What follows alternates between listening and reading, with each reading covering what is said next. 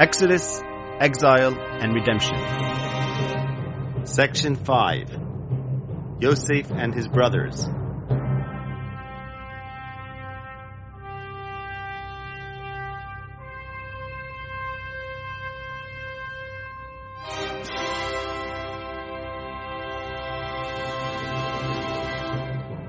Chapter 11.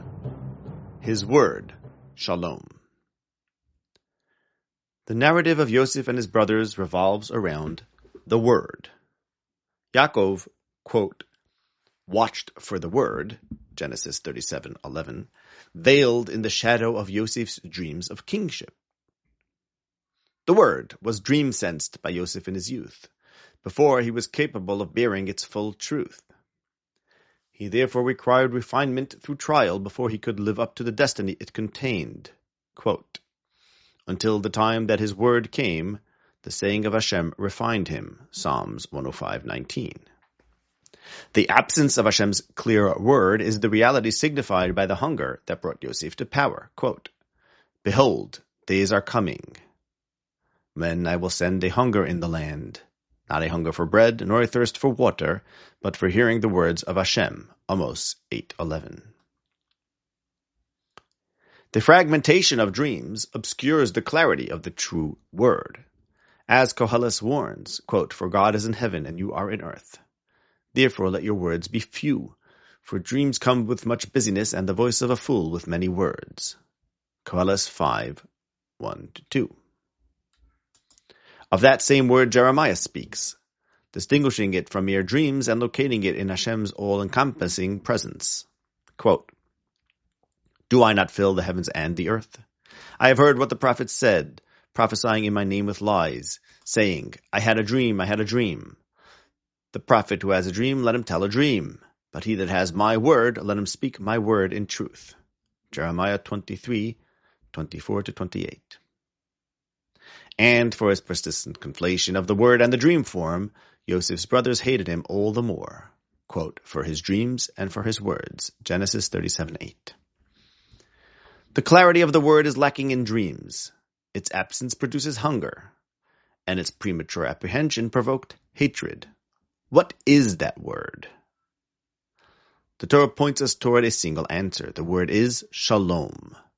This word lies at the heart of the tension between the brothers. Quote, when his brothers saw that their father loved him more than all his brothers, they hated him and could not speak a word to him for Shalom. Ibid 4.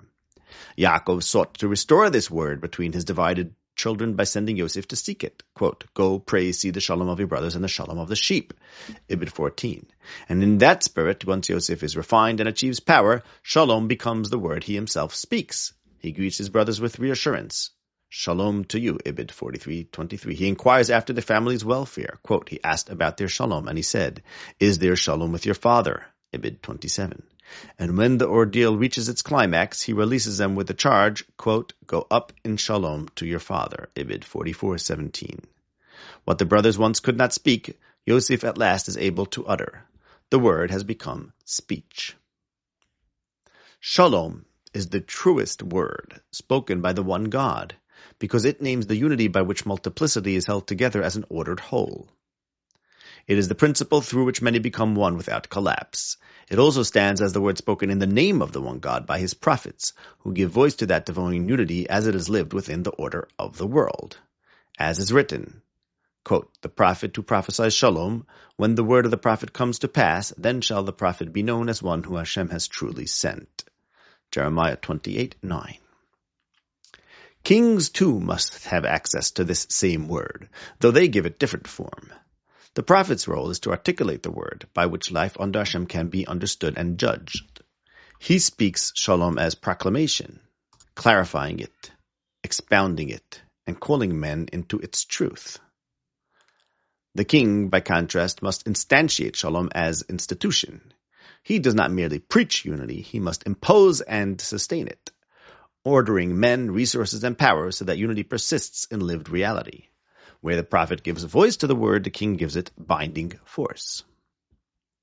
For this reason, the path to kingship is marked by an encounter with Shalom. In order to rule, the king must learn to seek and bear responsibility for order among divided brothers. Yaakov sends Yosef, whom he anticipates will rule, to, quote, see the shalom of your brothers, end quote. Likewise, Yishai sends David on the threshold of kingship to the same task.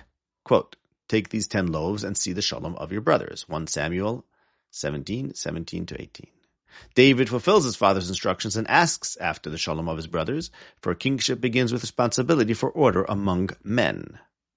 The king's role, as Maimonides puts it, is, quote, to unify our word.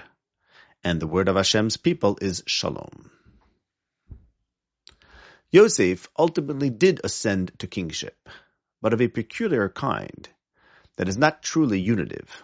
For though he spoke shalom, his was the shalom of the idolater, Pharaoh. As is written, quote, God will answer for Pharaoh's shalom.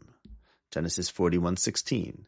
And if shalom is properly the word of the one Hashem, the shalom of Pharaoh can be but a borrowed unity, effective and sustaining, but only temporarily, never ordered toward the eternal one.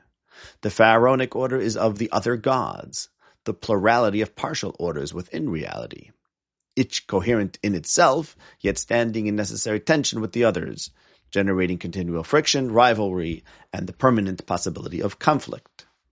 Such an order can stabilize the world for some time, but it cannot reconcile it. The sages teach that the angel Gabriel taught Yosef 70 languages when he entered Pharaoh's court. For if shalom is the true word of the one God, the knowledge of how it might take a partial operative form capable of governing a fragment of reality is the knowledge of another language. Note: as for the sages not intending that Yosef was taught literal languages, see Pirish Zulasi to Marechas Alakus, Gate 4. Quote, don't think they are languages, for you, if you understand languages literally, you are understanding sheer nonsense and madness.